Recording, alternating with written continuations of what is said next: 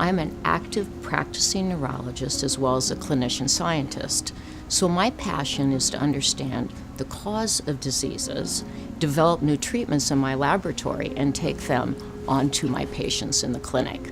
We have used 2 models of Alzheimer's disease in mice, and these are genetic models because about 10% of Alzheimer's disease is inherited, 8 to 10%. So you can take the gene from a person, put it into a mouse, and then really create Alzheimer's in mice.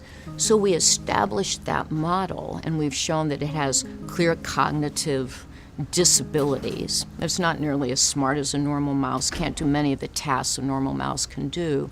Once we establish that, we'll inject these Magnell-labeled stem cells into an area of the brain known as the hippocampus, which is the area of the brain that allows one to store memories, with the idea that potentially stem cells could have a beneficial effect. And then we'll follow the animal cognitively as well as do serial MRIs over time, comparing them to mice that had had sham surgeries, meaning a surgery, but no stem cell transplantation. And what we found is that those mice that received the stem cells were actually equally as smart as normal mice, while those mice that had not received the stem cells and had Alzheimer's disease, over time really showed clear cognitive decline. What the stem cells actually do is go into the brain and absorb the amyloid. So there's a much lower amyloid burden in the brains of these animals, allowing them to return to normal cognition and to normal thinking. So what we're trying to do now, which is very important,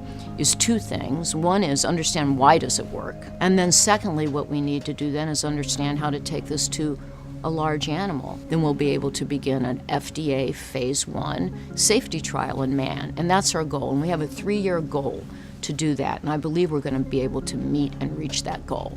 I want to be able, to take all of this work I've done and make it available someday for the baby boomers I know if we need it, and it would be really nice to be able to say, hey, I've got something to share with you. I've got a new therapy.